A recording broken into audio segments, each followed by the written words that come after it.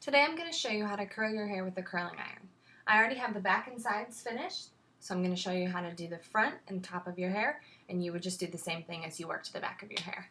I've styled my hair with Aquage Uplifting foam before I blew it dry, and I've got Kenra hairspray here to finish as I'm done curling.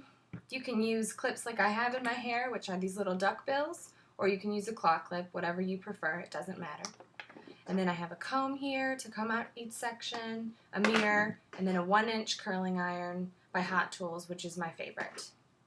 We're going to start with this front section here.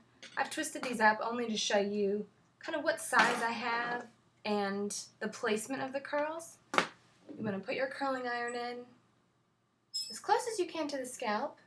Push this down if you need to, and begin twisting. Depending on the length of your hair, you'll probably want to leave out about an inch or inch and a half. And it's really up to you how long you want to hold it based on how curled you want it to be. So there's one section. Always comb out your section before you're curling it. It'll smooth through the curling iron much better. You want to put your curling iron in as close to your scalp as you can and twist it. The beauty of these curling irons is you have a nice big section up here to grab onto, so you don't burn your fingers. I'm just going to slowly work this out and then drop it down. And if you leave your curls in the position that you take them out of the curling iron in, they'll hold a little bit better. But if you use a really hot curling iron and some kind of setting spray beforehand, it should hold no problem. This can be kind of a difficult section, but you'll want to do the same concept the whole way. Put it in as close to your scalp as you can get. Doesn't really hurt that bad if you burn yourself, but you'll figure out how close you can get. And then leave out that bottom section. It kind of goes against what you're thinking to leave out the bottom section of your hair, but you'd be surprised. It'll give it a little bit more of an undone curl. If you want more of a polished curl with the ends bent under, go ahead and wrap those all the way in to the barrel. You can see here, you want to start at the top, and slowly, I'm using my finger to press down the curling iron to twist it, and then releasing, so it's really holding firm in there. And you can see right here, the bottom section of my hair is sticking out. And that's a good thing. So you release, and you let it hold there. We'll come here and do the front section. I don't normally do my bangs before I curl my hair, but I just did that today, so you could get the full effect when I'm finished here.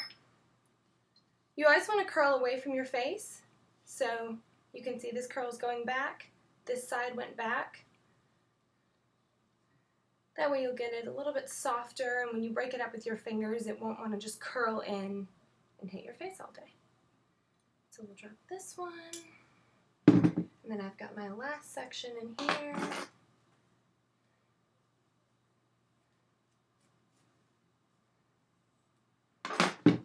Feed your curling iron in. Make sure you're always going backwards. And the longer your hair is, the more gravity is going to help you by pulling the bottom part of your hair down. While your hair's shorter, it's going to kind of want to go and do its own thing. So you might have to grab that section with your fingers and pull it beneath the section that you're wrapping.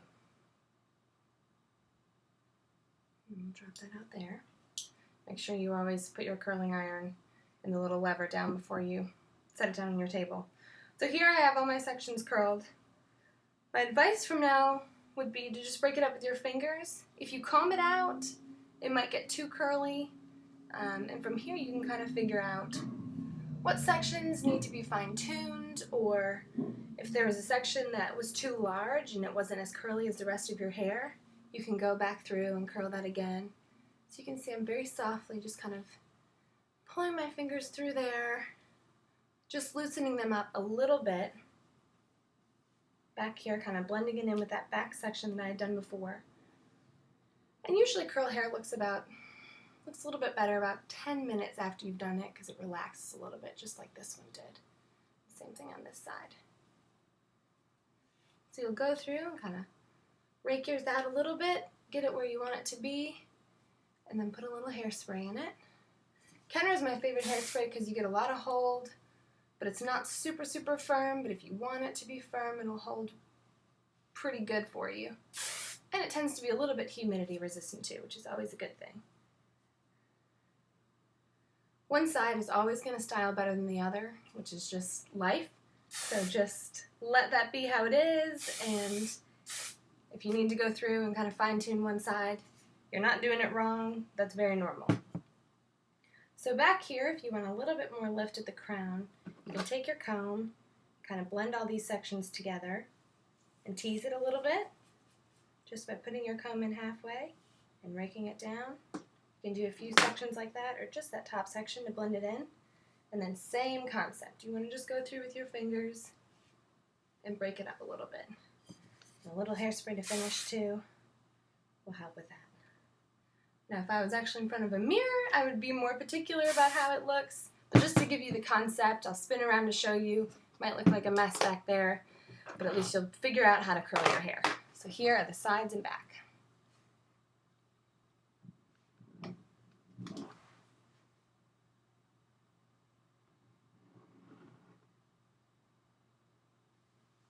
Okay, so go give this a shot. You can do it. It's not as hard as you think it is. Just leave those bottom sections of your hair out. You see it kind of looks like a uniform curl. If you were to curl those sections in, it would be twice as curled and much shorter. So give it a shot.